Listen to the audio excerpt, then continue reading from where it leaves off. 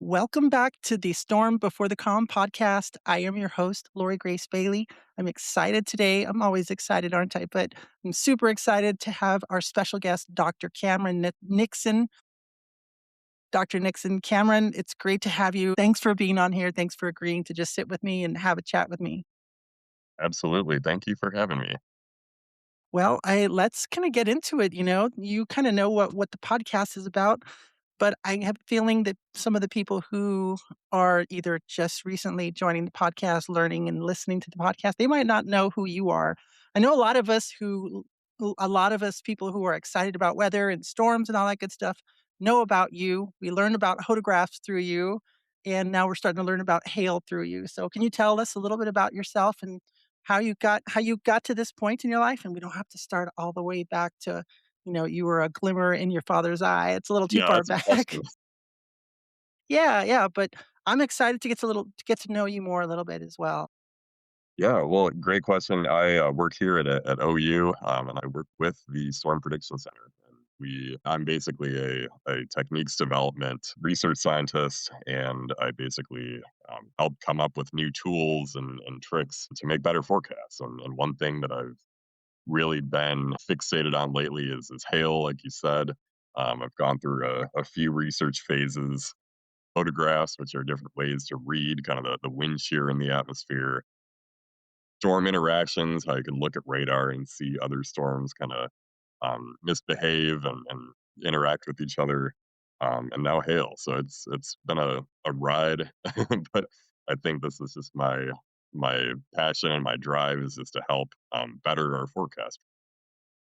That's awesome. One of the things that, and I'm already forgetting the word that I got super excited. I was already barely learning what a hodograph is and what it does and how it symbolizes. Yeah. It's really the same thing that you see on the right side of the skew T, right? As far as the Yes. shear, you can see Yeah. the different wind barbs, but that's kind of laid out on a 2D plane, or is it a Yes. 3D Exactly. plane? Yeah. It's Yeah. kind of 2D. So Yeah. learning that, but then you actually started to talk about Fujiwhara. Like Yes. for someone who's just watching this and they're just getting into storm chasing, this is some cool stuff, Cameron. This Fujiwhara, and you started talking about this a lot, especially during storm season. We saw these storms in Oklahoma kind of Yes. dancing around each other. I know this is a little bit just jumping off of it. Can you tell us a little bit more about what Fujiwara is? Because I think it's cool. I've seen tornadoes themselves kind of do that. They're Yeah. Yeah. two Yeah. tornadoes kind of dance with one another. Is that how it works? Yeah, so it's really a gray area, especially with supercells. The Fujiwara effect was first coined for hurricanes, and I think might technically be only used to refer to hurricanes. But a lot of us have, brought that word into tornado interactions, and I think I'm trying to do that with supercell interactions too. So we're co-opting it, the Yes, ground community, and from instead of the hurricane yeah, we're fans. kind of taking it over. Nice, nice. Okay. Yeah, and like what it is, and you mentioned tornadoes. One really famous example of this was the Pilger, Nebraska tornadoes back in 2013. Two Dual violent, tornadoes. yeah, at the same time. And really, what happens is their wind fields start to influence each other, and they'll start to kind of slowly swirl around each other, and maybe even combine. Sometimes they don't do that. I don't think they didn't do that in Filter, but with supercells, it's a little bit more common. You'll get two supercells that are kind of close by, kind of swirl around each other, and then one ultimately takes over and Yeah. continues. Yeah. I saw that at a couple of during Camp Clovis. If Yes. you've been in the Yeah. storm chasing community a couple of years ago, or was it 3 years ago now, I think, That's or is it 23, I two? think. 23. Yeah. That's right. Yeah. In 2023, and I made my way out to that same area that every other chaser was, because that Clovis area was just bonkers. That had some of the best supercells that I Yeah. know many, especially photographers who love to capture the beauty of these. Seeing that Yeah. Grady, I know there was a tornado in there. I stayed way out because that sucker Yeah. was just a monster. I know I think Hunter saw the tornado. I think Trey Greenwood also got close enough Yeah. to see the wind field, but I stayed out and I just saw this monster. But beforehand, I was looking at two different mesos, right? Two different Yeah. supercells interacting Yeah. with one another. And I think you saw my time lapse and you said that it looked like there might have been some Fujiwara going. I'm making this a verb. I know it's not a verb, but there's a little bit of that interaction going on. I've Right? made it too. So I Yeah, think that's what's and going on. this is what I really I think this kinda gets into the meat of who I am as a researcher. I love patterns. I love seeing patterns. My brain is just kinda trained to look for things that happen over and over again, and that's one of them, right? It's that's my whole reliable, I guess, to getting a tornado out of a day is seeing 2 supercells next to each other start to merge. It's like, "Yeah, seen this before, it's gonna happen again." And that's why I got so interested in photographs too. It's because, like, no 2 are alike, but if you stare at them long enough, you'll see a couple that are really similar, and they'll Right. start to serve as kind of the DNA of the storm and how it Mm. behaves, and similar photographs make similar storms, and it's just the pattern repeats. I'll just tell you this, that, as my knowledge grows, I still feel very undereducated, I should say, when I chase storms. I know I have enough to get, like John says, get to the ballpark, you'll figure out your seats later. I'm really pretty good and very confident in my ability to find the right storms, find tornadoes on my own. I saw the one near Texoma last year. That was really cool because I had people You're tell one of me, the "What only on earth?" people who did. Yeah, people are like, "Lori, everybody's going south," and there's some people were even going towards Clovis because that kinda was looking Yeah, juicy, and I just, I went with my gut, but I did see plenty of interaction on that boundary. I love that boundary, by the way, that yeah, frontal boundary. I know it was cold. I know people are like, yeah. "Poof," and they're the ones tisking that they didn't go, but It that was the worked. reason I went. I was like, Yeah, I've seen boundary interactions do some really cool things, especially with that moisture flowing north." And then people were like, "Well, why didn't you go east?" People were telling me, "Go east. Those storms to the east are really," and I was like, "That's looking mushy, just visual, right? You gotta get out of your vehicle." And I know I'm getting yeah, excited talking about my own chases, yeah, but, when you get out and you just go, "Oh, that looks like crap." You see these towers go up, and then they just go multicellular, like, "Nope, don't go yeah, there." And then I see yeah, this little piece of crap way off in the distance over near Boise City, and I'm like, "That is what I like." I love solitary supercells by yeah. themselves. You've It chased enough to know the pattern and, like, Yeah, what you're and looking that's what for, you're your talking intuition and about. stuff. I Yeah, just wanna thank you for that because all the yeah, stuff that you've been teaching, all the stuff that the talking about photographs, deviant tornadoes, and Fujiwhara, and now this hail stuff, I'm just learning, like, you're starting to find patterns with hail and tornadoes, and I know that's something you've talked about recently and have been in more in depth about that. How does that play a factor? And I know we haven't gotten into the weeds of more of who you are as a person, but I'm just still excited, and I yeah. wanna know more. How are you finding hail and the increase in hail suddenly prior to tornado genesis? Is that something you feel comfortable talking about? Because I know Yeah, you just published a recent paper on that too. yeah, I will admit that's a little bit outside my wheelhouse, but still, like, a topic that I am concerned about, Yeah, yeah. and wanna figure out. I think a lot of what I've, kind of been doing lately is finding that there is a difference between the environments that inherently favor hail and the environments that favor tornadoes. There could be a difference. And then there's some point where they overlap, and then you'll get, like El Reno that produced a mega Right. tornado and really huge hail. And it's just been fascinating to me to find kind of the ends of the spectrum. Like, what are the environments that are only tornado and no hail?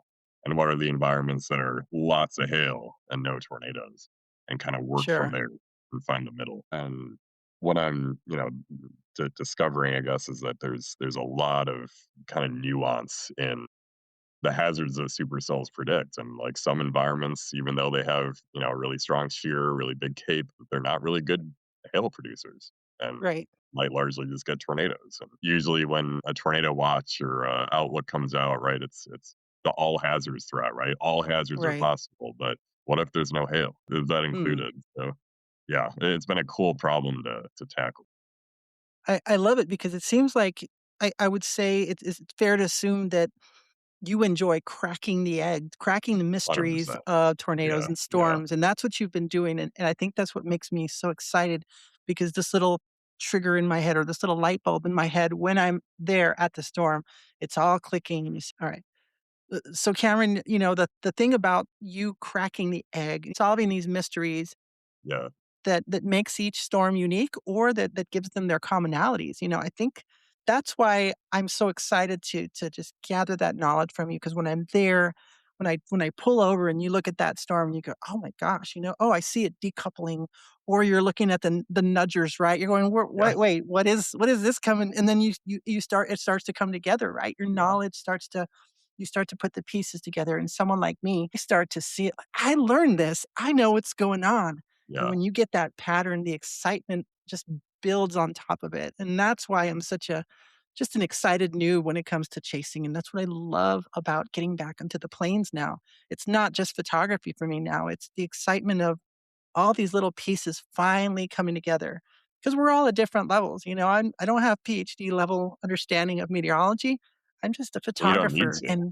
and you don't need Yeah, to, and that's what I love. I wanted to find out, you've not only are you excited about studying the science of meteorologists, but you get out there. You love to get out there and chase yourself. Not yeah. chase yourself, but chase as well? And so can you share one of your most memorable, and maybe it's attached to some of the photos we'll be looking at? If you're listening to the audio podcast, by the way, I always encourage you to go to YouTube and watch the video because we always That's like to share some good stuff as well with the I got some photos. cool pictures on there too. Yeah, we've got some cool pictures I wanna share. But share one of your most memorable experiences of chasing extreme weather, and it doesn't necessarily have to be tornadoes, but I have a feeling it's probably gonna be a tornado. Yes, and your feeling is correct. I figured, because this is a very, a person-centric, Right. podcast. I really wanted to bring up kind of my origin story, Mm. for this one, and that would be the Rochelle, EF4 tornado back in 2015. Is one of the photos in that is that one of the Yeah, photos I there? believe that's the first photo is kind of a Okay. really crappy looking one with, like, a car in the I foreground. was gonna say it's a little I had to, like, blow it up and everything, so I'm Yeah, going to share that photo, and you can start talking about it then, because we'll bring that up here while you're talking, if that's cool with you. yeah, So, here we go. There we go. yeah, there it is. So this is Rochelle? I don't know Yes. anything about this. Can you tell us about this? It looks like 2 tornadoes, maybe? Yeah, so it's actually just one. It's way in the background. You can kind of see the left edge of it, um, kind of with that lightning in the back. Yeah, you're circling it right there, right above that Okay, car. okay. Yeah, and so this was Illinois' strongest tornado in a very long time. My goodness. So we had convective kind of what should I call it? Storm intercept team at my alma mater, Valparaiso University, and Wow. we would go out and just have our little happy, fun little chases. I'd gone on one chase prior, and we just saw a little bit of rain. We had fun. We went out to eat, whatever. Like college level storm chasing. Some people getting into it for the first time in their lives, and really we're doing it to gain a better understanding of weather. And so this was my second chase, I believe, and just kind of started out like any other day, right? You had I think, a 10 hatched risk, and it looked pretty good. So we headed out to Right. Illinois. Short story long, we missed the tornado by just a little bit. We saw it from a distance, and then we just kind of wound up in the damage path, in the Mm. worst of the damage path. Some geeks here might know that that is the Grubstakers restaurant, which is actually, I think, where some of the strongest, EF4 ratings came from. Don't quote me on that. A lot of the nearby stuff. Where your cursor is right now by that down power pole, there were houses there, and there are no more. No. And this a traumatizing experience. Oh my goodness. It looks like there's some serious damage here. It looks like that semi Yeah, got caught up in the circulation as well. yeah, yeah. I think that's Oh, a semi. damn. Yeah, and so this is kind of where it all started. We were a bunch of kind of bright-eyed, bushy-tailed. I was a sophomore, and I wouldn't wish seeing this upon anyone. And I think today we just have so many people who chase storms that such a large kind of fraction of them really haven't had this experience to kind of sober them up and show them what they're actually after. And a lot of us, right, might only chase, pretty tornadoes out in the plains. When in reality, like, this is it. This is the problem that we need to figure out. And Absolutely. yeah, and so without making this too dark, right? Like I've been left with kind of a permanent scar from this day, and I a can lot of imagine. I yeah, yeah, a lot of my kind of research drive is because of this and trying to figure out, how the heck did this happen and how could we Absolutely. better forecast the next one.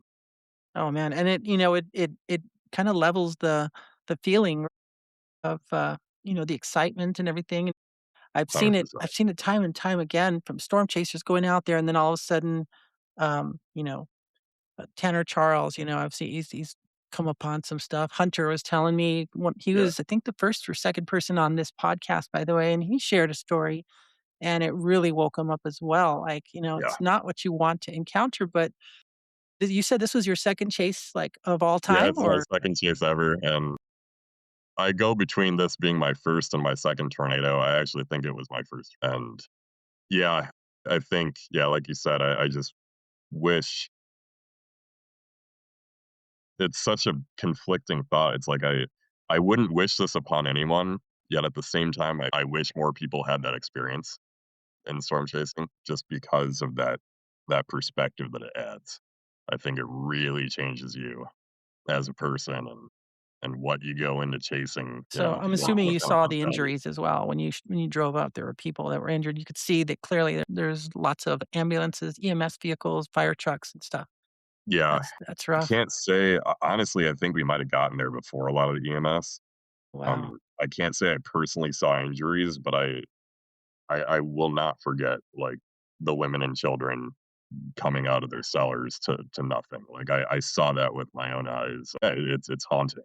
I think for me, it's just kind of like that that moment, that experience just ignited in me Yeah, no kind kidding. of insatiable desire to learn.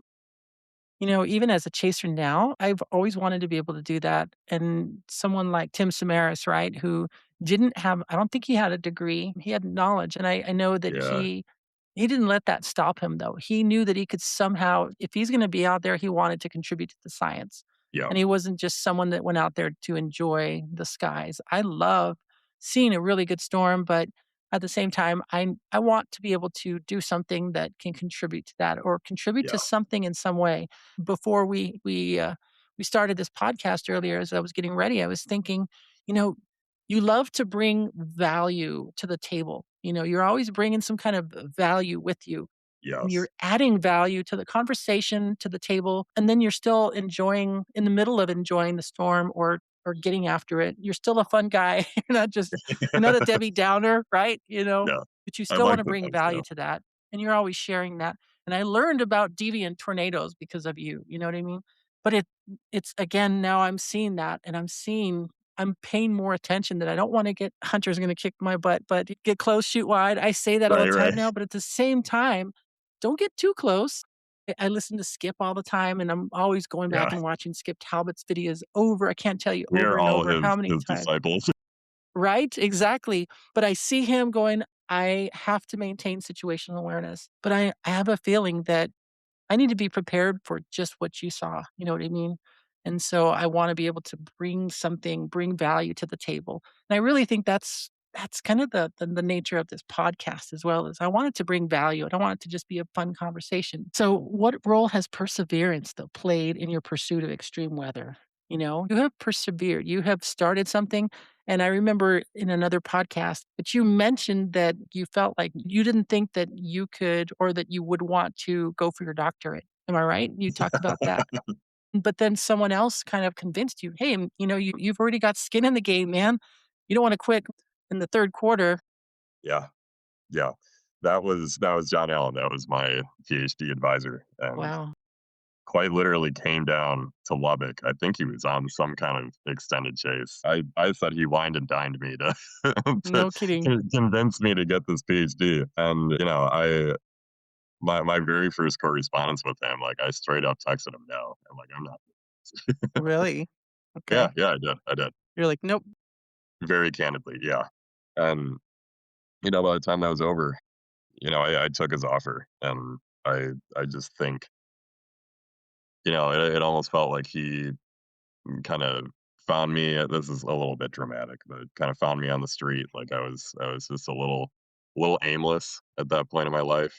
I had this dream, but like I didn't have the means to get there and fulfill it. And I think he recognized that and he scooped me up, and my life changed after that. You know, I love to hear that, and I think that's why I remembered that story because you sometimes it just takes someone to mentor, to reach out. I wouldn't be where I'm at today if it weren't for a couple of really great friends back when I was young. Actually, it was even before I graduated high school. I had a couple of my youth pastor at the day. I was like, "Why don't you apply for financial aid? Why don't?" And I'm like, "Man, I'm just some poor kid in the most violent neighborhood in El Paso, and I'm nobody." And they're like, "You are somebody. You can do this, and why don't you apply for college? And there's Yeah, hope out there. There's help out there." And they actually picked me up, my two friends, my youth pastor and his buddy, and they picked me up at the house in his car, drove me in his '82 Honda Civic to the high school during college night or whatever, and I yeah. filled out forms and filled out for grants and loans and did what I needed to do to actually get to college. But that started me on a path that, it's sometimes you just need someone, sometimes you just need a little help from your friends. How have you grown, and how have you changed over the years through your experiences? I think that's where I want to go with that because that was life changing for me. You had a mentor that helped you get through that as well. Yeah, yeah. That's a really good question. I think what I have had to kind of learn over time is how to put my ideas into action. And, self-proclaimed ADHD researcher, I have lots of these ideas floating around. Most of them that you've seen, like haven't even seen the light of day, right? Most of the Really? ideas in my head, other than the ones that you've seen, never make it out on paper. Struggled in the beginning of my career with, I think, just being a little bit too loud with some of my ideas and a little bit too convicted. I think without doing the work and doing like the good science behind them.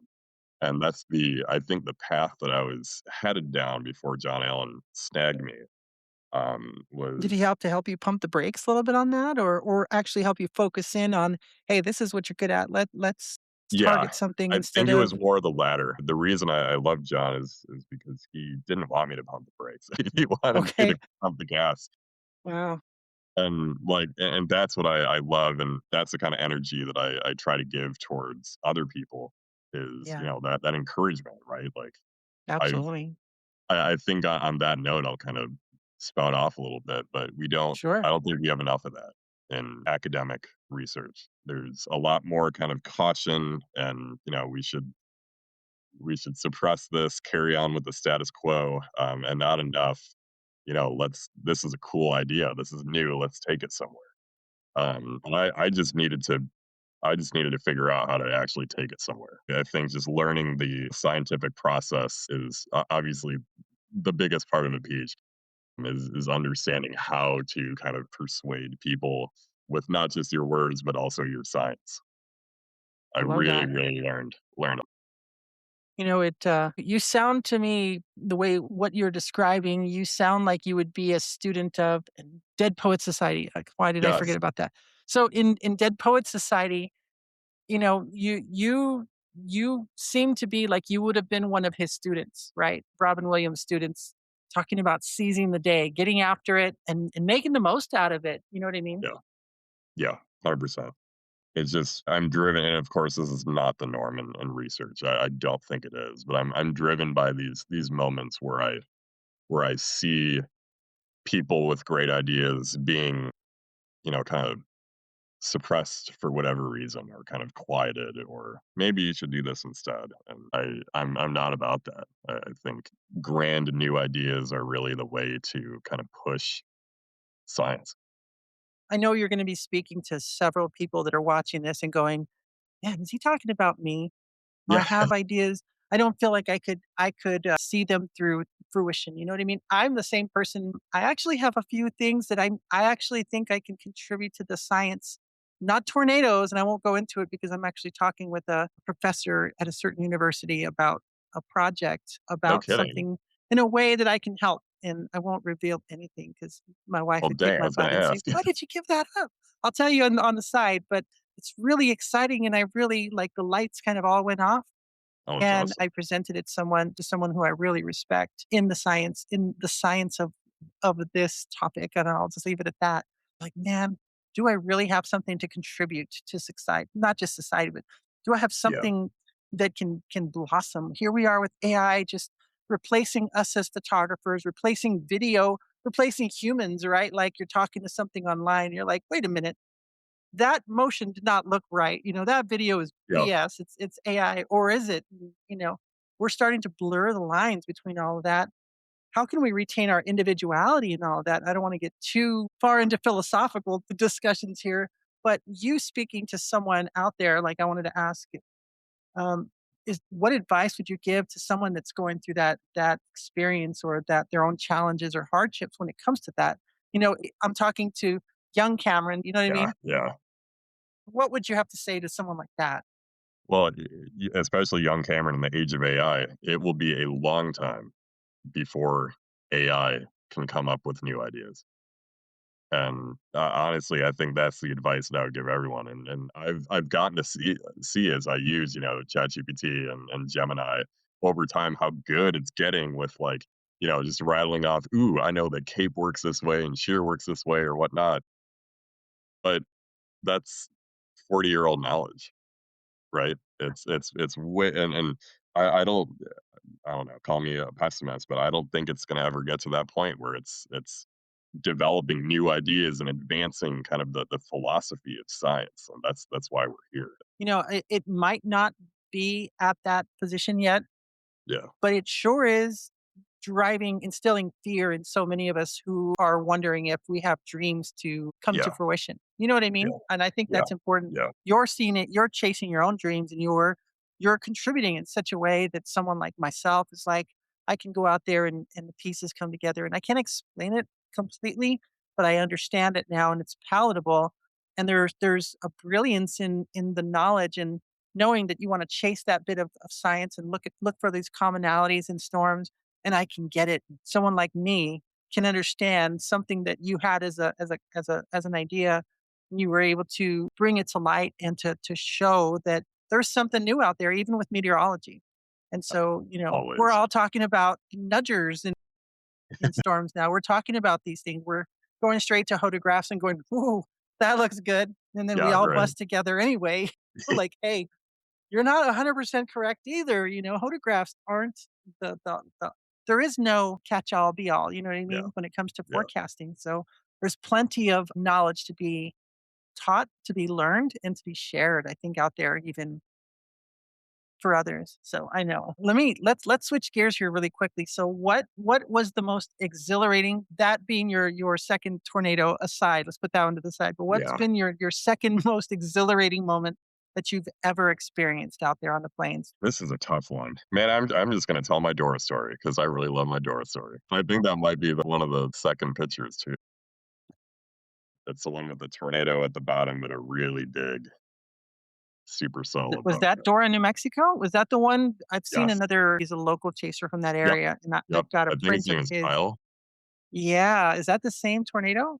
Oh my Yeah, it goodness. I is. didn't know It that. is. That's one of my favorite photos ever, but you're a lot closer here. We'll go back to that Dora photo. Here we go. Well, that's not Dora. Maybe the Okay, next let's one? Yeah. oh, There it yeah, is. this one. This is Yes, yes, Dora? yes. I saw the top of this in the Kyle, I forget his last name, sorry, Kyle. Yeah, yeah. Like, he even had even more of this barber pole. You don't typically see tornadoes at the bottom of these type of sculpted supercells, right? Like, No. I know that there's a difference, and I'm learning like, "Oh, that's pretty," but the chances go down of actually seeing a tornado at the Yes. bottom. So Yeah, tell me about this. Like, this is dude, this is top tier for me. I would lose my I lose my freaking mind at just structure. So I tell me did. about it. No, I mean, man, anytime I get to talk about Dora, my beloved, Holy. we actually woke up in a 15 hatched risk of tornadoes up in Kansas that day, and I think the primary target was kind of northwest Kansas, eastern Colorado. Like, still hate myself for this. We were actually in a group of 4 people. We each had, our own. We had 2 cars, and me and my buddy decided to make the split from our group and, and simultaneously become the most hated people.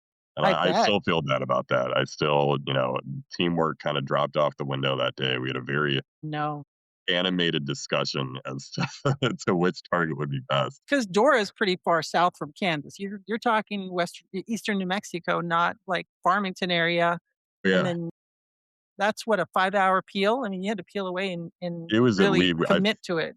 yeah, I think it was probably 6 or 7. Wow.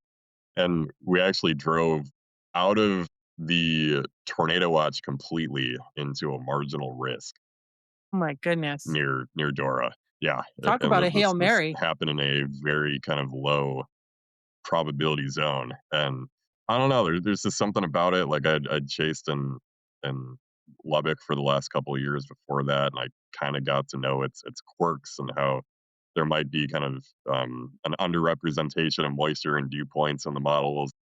This just kinda looked like a bonkers kind of parameter space, and so we went for it, and I think this was I love my forecasts where, like, I kinda really go against the grain and kinda play the lottery. So, like, what is the highest risk, highest reward target that I could go to? I can really get suckered with that one though, and miss some things, but this is What if you exciting. had missed it and they had, your peers? What if the guys in Kansas, did they Yeah. also win, or was that a bust in Kansas? From what I remember, it was not a win. Ugh, You win some, you lose some. the agony of defeat. Yeah, I'm gonna lose one by making the same decision that I made winning this one. That's something, because this is a Hail Mary pass for you, and you Yes. caught it. Everybody loves a good Hail Mary pass as long as it's caught. If it's Yep, not caught, yep. you wasted away a really Yep. good shot at something else, so but that's the nature of chasing. I think it Sometimes you mm, really kind of illuminates the almost, like, emotional connection to our forecast too. I think, like right, you said, like, this was a kind of heated discussion. I wouldn't call it an argument, we're all still friends really. afterward, but, Yeah, like, yeah. we this was not easy and left some people just feeling, like, "What are we doing?" And Dang. I think, and myself especially, I put a lot of personal pressure into getting things right. How do you react when you bust? What's your feeling like? Are you Uh, do you ever get do you like the rest of us, where you when you bust, do you swallow your pride easily and go home and go, "Meh, whatever," or does it grind on you and make you wanna quit, and just do something different? Nothing can make me wanna quit, but I'm Awesome. I'm an anxious chaser, right? I'll get out there, and I know Matador Day earlier this year last year in April, I was I just could not get over the fact that there are 2 potential targets. There's down south near Matador and up north where tornado actually ended up happening, the Pampa tornado late at night. And that whole day, I was just distracted by there being 2 targets. Well, what if I miss this one? What if I miss that one? Yeah, And, like, I think my last couple of years or so, my mission has been to learn how to better live in the present. Take a target and stick with it and have fun. But, yeah, I'll yeah. beat myself up for bus, for sure. Well, then you're not alone. You're human just like the rest Yeah, of us. Contrary yeah, to what some people might think of Dr. Nixon, you're still a human. You still feel frustration. I love that. And the fact of the matter is big it's a big country out there. It's the yeah, plains are big, yeah, and state by state, the variability of the chase, you can set up on a dry line. There's so many options, and yeah. they all can be right. They can all They end up, could. you Yeah, know, I don't yeah, know. That's the hard part for me is I'm like, I'm coming from Arizona, I'm coming from West Texas, and I'm exhausted, and I've got to be on my A game. But yeah, you just try to enjoy the process, enjoy the journey, as dorky as that sounds. yeah. Sometimes you gotta lean into it and understand you're gonna have good days and bad days. Jim talked about it in the previous podcast, and it's okay to fail. We learn from our failures, and are they really failures if there's something to learn from? I'm sure that that's That had to sounds like come something he would through say. I right? don't know if that would console me in the moment. Yeah, I mean, we all have to get through it. But what Yeah. about chasing? Do you ever chase the monsoon for someone like me who is out there? Or is it pretty much, what's your favorite place to chase?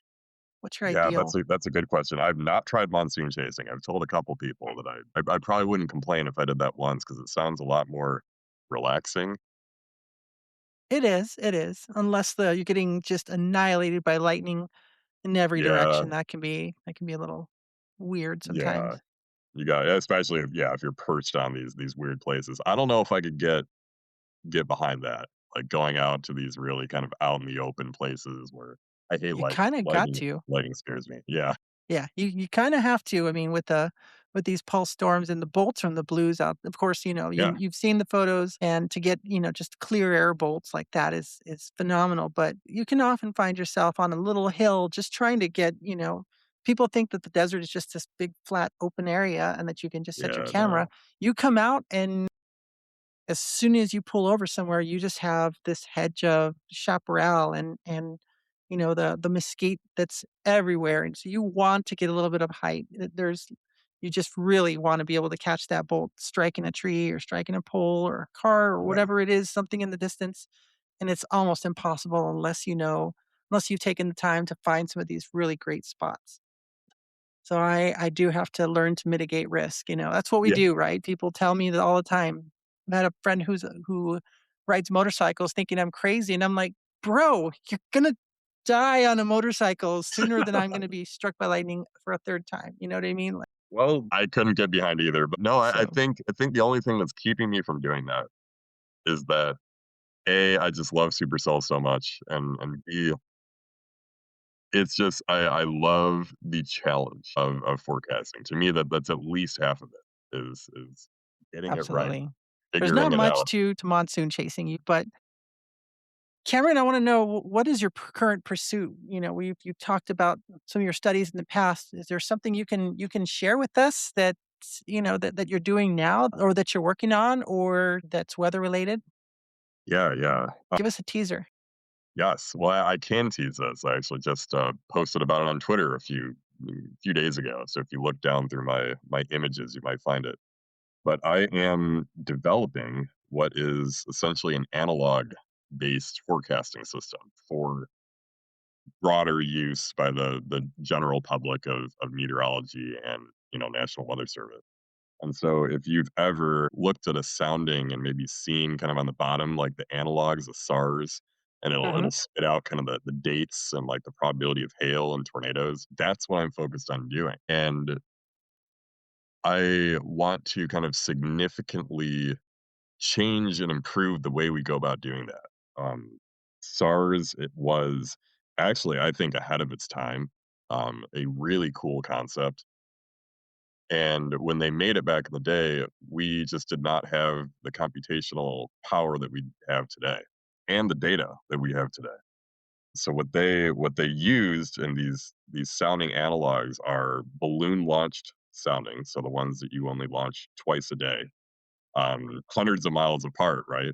And the events that occurred kind of right near those soundings. So if there's a tornado there, it would use that tornado report. But if an event happened between a weather balloon or kind of during the daytime and there's no launches, you can't kind of add that to your knowledge base, to your analog system. Um, and the way that we kind of go about making these analogs, or we used to, is by kind of comparing all the parameters, right? Like what is CAPE, what is 0 to 6 shear, what is 0 to 1 SRH, without kind of looking at the bigger picture. What does the skew T look like? What is the shape of the photograph? And so what I'm trying to do now is use RAP data. So, right, our beloved trusted RAP model Right. for literally every severe weather report, tornado track, hail swath that has ever occurred since the dawn of RAP time. So we got lots more data, and lots is probably an understatement. Uh, that using That sounds like a these, big task, though. oh, it is. It just creating this data set was the last 6 months of work, getting it Wow. all to play well with each other because we have different ways of measuring tornadoes and different ways of measuring hail and different biases for wind estimations.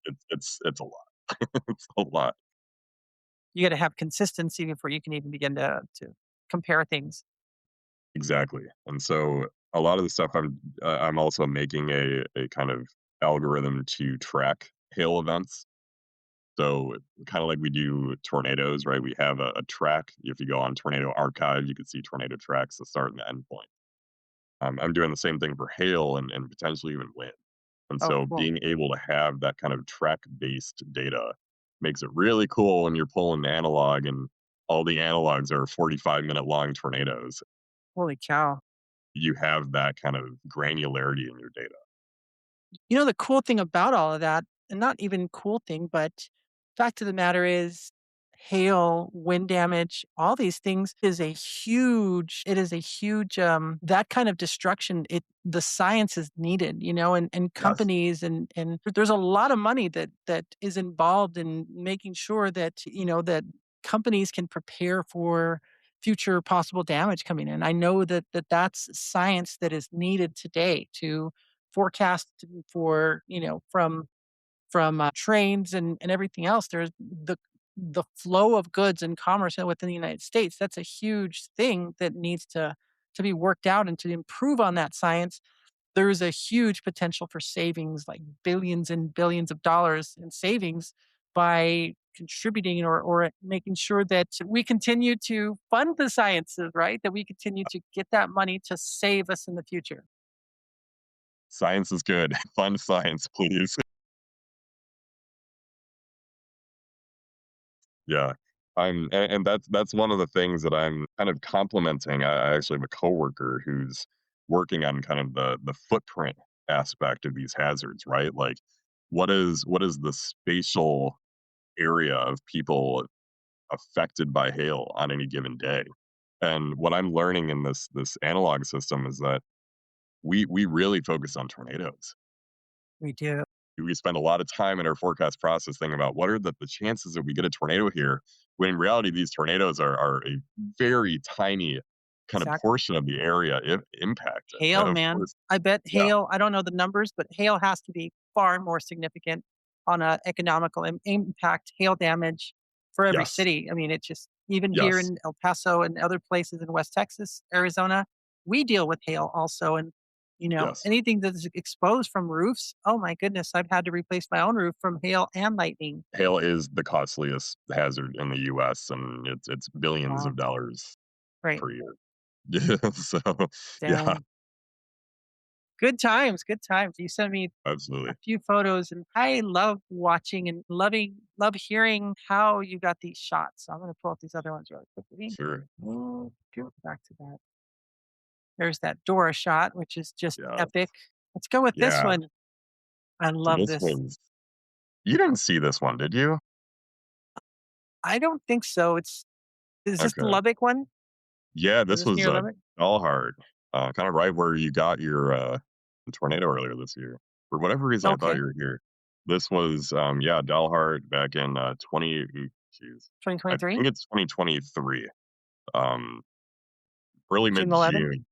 Yeah. Yeah, and this was actually a couple buddies of my chasecation, and this was day 0, right? We had a kind of a decent looking day after this, and we weren't really even planning on chasing this one, and I think we're just kind of bumbling around the Texas Panhandle, like, oh, we got a chance at a supercell, and my goodness, No kidding. Do you yeah. have this printed? So I'm so bad with printing my things. I don't Come have, on, look at I don't me, have. man. I mean, I've got my best epic lightning here and I from know. near. I I've have got it. way more people who have my work printed than I have my work printed, There and you that go. that Well, needs that's to good. change. That's honorable though. When somebody else goes, man, I got to have a print of this, and then you see it on their wall, you're just like, Yeah, kind of a big deal. You know what I mean? It's validating to know that hey, yeah, I can do this, yeah. and I I'm do a big love deal that. thing was joking. Yeah, but I can also afford to print my own photos, so I don't know why I haven't done this one yet. Yeah. But this was just one of those classic, like, yeah, the best days are the ones that you're least expecting. I think we barely got into a marginal on this day. So, Yeah, can you tell me in maybe less than a minute, why do LP storms rarely form tornadoes? Is it because they're elevated? And, for someone who is not as knowledgeable, very intro, they're yeah, just learning that low precipitation supercells like this, they don't produce a lot of rain. They're kind of all by themselves, and they're a little bit lofted up into the air. They look a little yeah, higher, yeah. but they're pretty. They're gorgeous. They're often the prettiest of the storms that you find out there. And why don't they spawn tornadoes? Yeah, that's a really good question. A lot of it has to do with the prevailing kind of thermodynamic profile, right? How much low level buoyancy there is on days like this, and also how dry it is. So down in here, down in this area we're talking about, right, Yes. is there Yeah. a lot of stuff, a lot of lift going in, if you can see the little arrows here, right? Yeah. Well, yeah, And honestly, helicity as well. yeah. But on this day, buoyancy was actually kind of meager. And you can see that with that kind of sculpted, smooth appearance. And that means you literally had to force that air up. It's not tempted to rise on its own. And there's lots of exceptions. But in general, when you have this much kind of convective inhibition and you need this much forcing to get an updraft up, you're probably not going to be that conducive for tornado. Okay. There is this kind of secret um, overlap that I'm actively trying to figure out what it is. That you can get outrageously cool tornadoes with LP supercells, kind of like Wellfleet Wow. this year. And there seems to be a combination of very dry air, maybe a little bit of sin, but also lots of cake. Right. Yeah, Yeah, I'm still learning that as well, and that's exciting for me because that's yeah, kind of the next level. And that's I feel myself like, yes, I can get into this. I can now understand the next level of dynamics here and yeah, necessary. yeah, And then when I see this, I see the laminar as well, right? Is that the yeah. I'm assuming this laminar look here is from what I understand, it's also indicative of the what is it? I just had it in my head again. I'm brain You're farting fine. really bad Is today. that part of the But shear profile?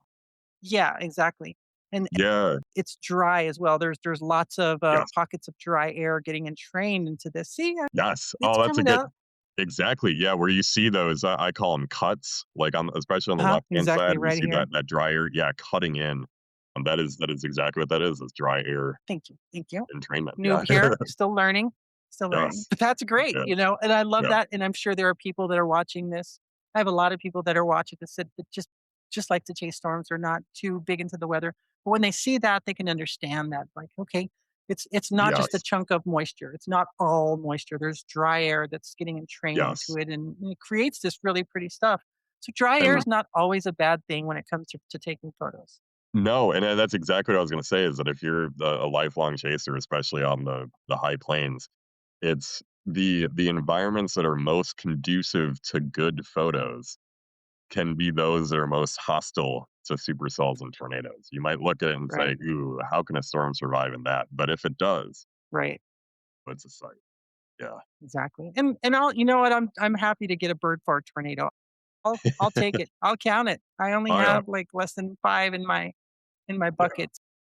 Well, let's go to this big one here. This is Yes. 2024, May 24th, it looks like. Yes. This was El Dorado, Oklahoma. Okay. A lot of people don't actually know how awfully Oklahomans pronounce El Dorado, El but that is, Dorado? yes, it Isn't it El is. Dorado? It is El Dorado. My goodness. Sorry, that's my I'll one keep calling it El Dorado, so one party trick. Oh, I know. We all right. will. But this, yeah, this was another one of those days. Honestly, I think several of us had a decent feeling on this day. I actually chased with Jim on this day, Okay. and it was a split target between Kansas and Southwest Oklahoma, and it just looked like a classic dry land day where you got supercells coming out, interacting with each other and producing. And me and my anxious chasing, we were up sitting in Arnett, which is a haul from Yeah. El Dorado. And I was just like, I want to stay here. I want to stay here. I'm not missing the fabled cyclic supercell that comes out of here and moves into Kansas. I know some of the her Wow. runs were showing, like a 5 hour Mhm. long supercell. I didn't want to give that up. I was so stubborn. And finally, Jim's like, Cameron, look at the data. There's 3 cells initiating down here. And then of course my brain starts spinning. Ooh, 3 cells. That means storm interactions. That means merging. Mhm. Nice. As soon as he said that, I was just, let's go.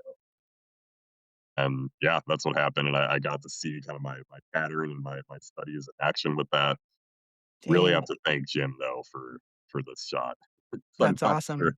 I would have made that jump without him.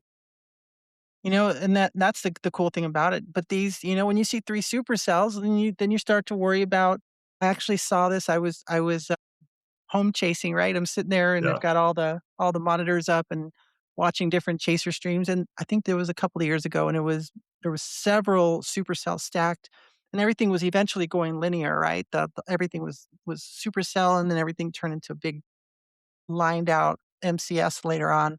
But there was a couple of nudgers that looked like they could explode the chances for tornado genesis were higher, but those nudgers ended up just turning it to mush. And Yeah. then those storms started. It was like a terrible bowling pins just falling Massive everywhere, nudge train. Yeah. and it turned to garbage. And everybody was just like, "Man, this was such a high risk day," and it just turned to garbage. And everybody like Yep. I think there was a couple of small tornadoes, but there was, if I remember correctly. But you start to look at that and go, well, you don't know what you're going to get. These nudgers can also screw things up, right? It can mess with the dynamics in a negative way. Yeah. But I love the what I love most is you can see those extra columns, those pillars Yeah. in there just kinda spinning Oh, around in yeah. there. That's mean business. You don't wanna be in there, man. I can Yeah. just That see, was like, a violent tornado. was it? I can see that's gonna toss cars, that stuff. And I don't know if we can get I think is that the last one? We didn't talk about this one real quick, and then we'll get to that final one. But what's this one? Yeah. 17 February 28th. This was Washburn, Illinois. Another one of my favorites because it was just a successful forecast. We kind of made a risk that night. We thought, or some people thought, like the convection would kind of hold off till the evening, and we're like, well, what if we have that magical 1 hour window before sunset? So we really Yeah, we went on a whim. Ultimately, yeah, just kind of stumbled on a supercell at just the right time. One of those moments where you get there and then, like, 10 minutes later it comes down, and it doesn't get much better than that. gnarly. Yeah, that's gnarly, dude. That's dirty, and that's just everything. Yeah, And yeah. look at It that. was Look at that. Is that ghost train right there? Basically, is that what we I call it? think it could The have been. inflow Yeah, I notch really there. think it could have been.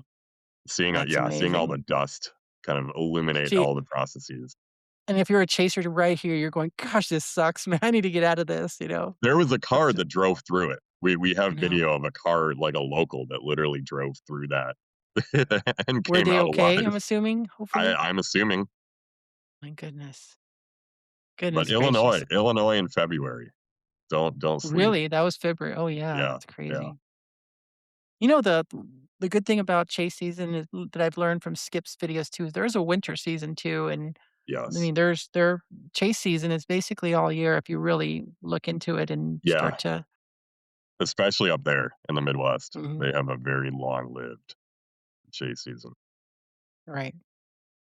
Yes, So what about this? Who is this? And tell this us about is my why is mother. this This is Mama Sue. This is her first tornado, and and when my was this? this was the Arnett Day earlier last Okay. year, and I tried so hard, and Mom knows, to get her first tornado. We had so many chases that were barely even chases. When you drive out there and there's like it's either full sun, like not a cloud in the sky, or you're just driving through rain the whole time. Like that's all we were doing. And I'm like, Mom, like I promise you, this is a legitimate hobby. Like Yeah. I don't know what we're doing here, but like you're gonna get your tornado one day. And sure enough, I mean, we woke up that day kind of knowing that we'd see something. It was just what we're gonna see. And I was just ecstatic. Mom knows I'm so passionate about what I do, and I've just been trying to share that with her over the years, and I'm really glad we finally got the opportunity, and now she's hooked, and I think she'll be back next year. Good, good. There for me, I have had some success. Magazines, several magazines. I was on CBS, they were doing Okay. the thing on lightning, and it was Yeah. great to be able to go out there with David Pogue and all that stuff. Yeah. But for me, the highlight of what I've been doing the last 10 years is when my mom, who passed away a couple of years ago, when she would see that and she would like want 5 newspapers because I was in the newspaper, and she would want my daughter to buy 10 magazines that I was in, and I would come home and she would just tell me that she's proud of me and, she's happy for me and to see me, light up, and I just want that for my kids. I want them to find that joy and that passion in life and be able to do that to them as well. Because that your mom here looks like she's proud of you. She's Yes. excited too. She finally saw it. That is her proud face. That's amazing. I love it. Yeah, I think that was the last one. Fact of the Yeah. matter is, so you're gonna take her back out there then, you're saying? But yeah, she's so, and now that my sister knows that this hobby actually sees people tornadoes, Cool. I think she'll be coming too. It's addictive, right? This gig is addictive.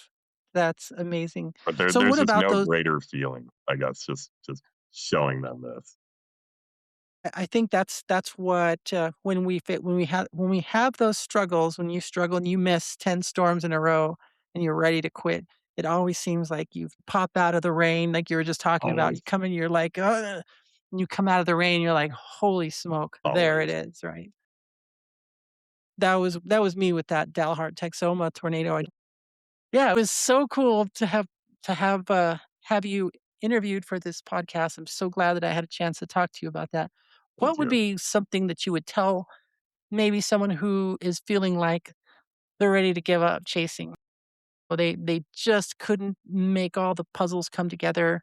Financially, it'll drain you. Mentally, it'll drain you. A lot of people want to give up. What would be kind of your advice as a last thing to say to someone? Do it as much as you'll enjoy it, you know? And this is a lesson that I'm learning myself right now is it's a fun hobby. You know, if it's not fun, you're doing something wrong. I hate to say it. Mm. And even me, last year before, I chased every single setup, and it's like if it's draining to you, if it's draining to your wallet, if it's draining to your relationships, right? I hope you've heard this advice before. You're doing it wrong. Find a way to make it fun. There you go. There you go. I love that. Yeah. It's a different take and it's definitely something we all need to do is we need to keep our priorities and take a look at our priorities and you can make it you can do this. You can make it Yes. happen. What are your preferences if you had these? Let me quick lightning round. Mountains or oceans to photograph? Ooh, to photograph. Probably oceans. I'm just Yeah? yeah, Hmm. I'm in general not a mountains person.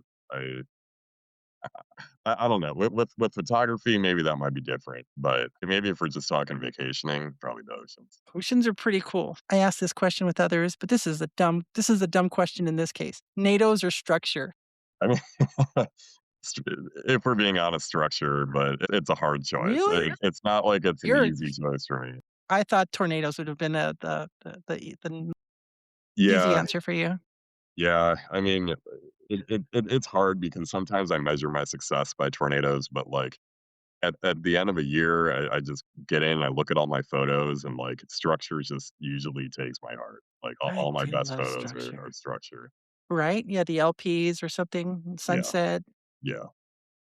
So, that being said, sunrise or sunset? Sunset. I'm never awake for sunrise. Oh, man. Yeah, I know. But I've seen some amazing storms that pop up at, maybe those all-nighter MCSs with sprites and all that good stuff. You can enjoy those. Finally, what's your top item on your bucket list? Ooh, that's hard. Is it? I love sprites, man. I didn't get sprites this year. Yeah, And, yes, I wanna capture more really pretty tornadoes, but I still yeah, it's you're always a an bucket list. optics and phenomenon, yeah, Uh-huh. enthusiast. I think sprites are pretty high out there. I think I guess my priority in like weather themed experiences is probably somewhere up north of the Northern Lights, maybe Really? Iceland. Yeah, yeah. But not Northern Lights in Oklahoma. You wanna go to But yeah, like an actual be under a crazy display. I think that would be pretty cool. I like 'em. Yeah, They're fun, and everybody says that, like, when you're in Fairbanks or you're in Iceland, that there's nothing like it. It's yeah, yeah, otherworldly. yeah, That could be cool. yeah, I could forgo some people are saying, "I wanna capture, like, an epic haboob," and I'm like, "Man, I saw about 10 of those last year and 10 big ones, yeah. in White Sands and Arizona and New Mexico." I couldn't get away from 'em. They're tough. They're I massive dust events. yeah, I actually chased a couple in Lubbock, and none of them were fun. Like, I got a couple cool photos. Right. It's like run, take a picture, run, take Yeah, a picture, yeah, or stop, and it's kinda cool to let it overtake you, but then you're yeah, sitting there and everybody on yeah, YouTube is telling me what an idiot I am for not yeah, wearing a mask and valley fever, and I promise I'll have better face and eye protection next time. It yeah. even destroyed my glasses, by the way, I didn't share that, but my last pair of glasses, No. it pitted my glasses and peeled off the layer. We got an opportunity to talk about Mr. Hodo himself, so I appreciate you joining us and Appreciate you. thank you so much, and I hope to see you this year, man. Yeah. I have not met you out on the trail sometime on the trail. Yeah. On the There you go, good. Well, let's make it happen. I'm right up here in Norman, so if you find yourself in Awesome. Oklahoma, just give me a ring. For sure. Doctor Nixon, thank you so much. Thank you. This is And awesome. that'll wrap for the Storm Before the Calm podcast. Thanks for bearing with my stuttering a little bit. I hope you gleaned a lot of really cool information from Dr. Nixon. There's so much to learn out there. That's kind of what some of these podcasts are for. Share the knowledge, and don't be a gatekeeper. You might be that person that somebody else just needed to hear a kind word to. So that being said, thank you everyone for listening and for bearing with us and having fun with us. We will see you on the next one. And everyone, shine your light while you still have it. Take care. Bye everybody.